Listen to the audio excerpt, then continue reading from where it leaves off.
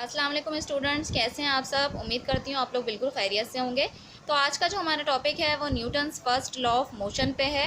तो आज हम इसके बारे में पढ़ेंगे। सबसे पहले मैं आपको जो है वो इसकी डेफिनेशन बता दूँ।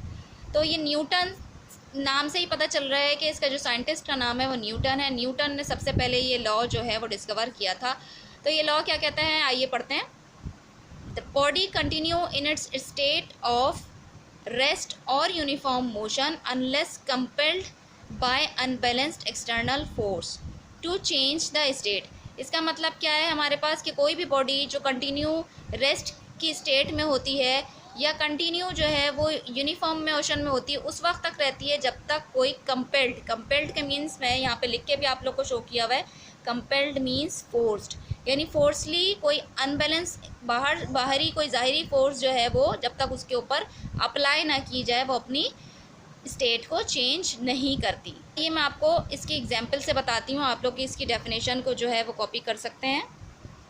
मेरे पास जैसे कि डस्टर है, डस्टर या कोई हैवी वेट भी हो सकता है। ये अभी हमारे पास रेस्ट पोजीशन पे है।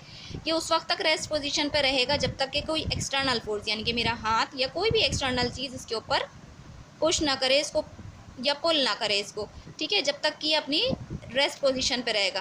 तो सबसे पहले तो जो पहला पॉइंट है वो क्लियर हो जाता है। तो पहला पॉइंट क्या है कि state of rest unless compelled by force. जैसे मैंने आपको बताया कि वो डस्टर जो था रेस्ट पोजीशन पे था जब तक कि मैंने उसके ऊपर कोई एक्सटर्नल फोर्स अप्लाई नहीं की। अब आ जाते हैं यूनिफॉर्म मोशन। ये टर्म यूनिफॉर्म मोशन जब तक आपको बेसिक टर्म क्लियर नहीं होगी तो आपको आगे भी क्लियर नहीं हो पाएगा। यूनिफॉर्म मोशन का मतलब पहले भी मैं आपको बता चुकी हूँ।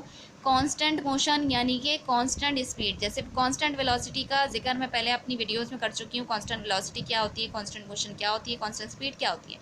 तो कांस्टेंट मोशन वो होती है जो बॉडी कंटिन्यूसली एक स्पीड से जो है वो चल रही हो, एक जैसी स्पीड से चल रही हो, उसमें कोई उसकी स्पीड में कोई चेंज नहीं आ रहा हो।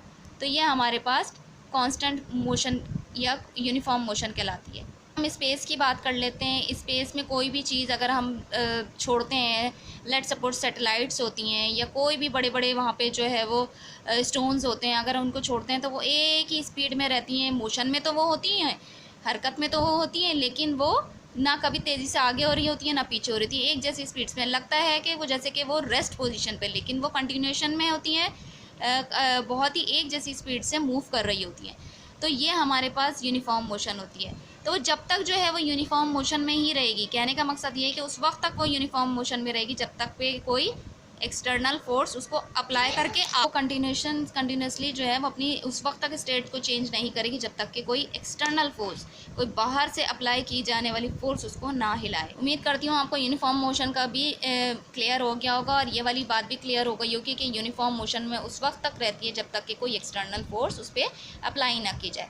तो न्यूटन्स का फर्स्ट लॉ जो था हमारे पास यही बात बताता है कि बॉडी जो है वो स्टेट में रिमेन्स स्टेट में रहती है जब तक कि उस पर कोई एक्सटर्नल फोर्स ना अप्लाई की जाए। ये कंटिन्यूस जो है वो मोशन यूनिफॉर्म मोशन में रहती है अनलेस कि उस पर अनबैलेंस एक्सटर्नल फोर्स ना अप्लाई की जाए।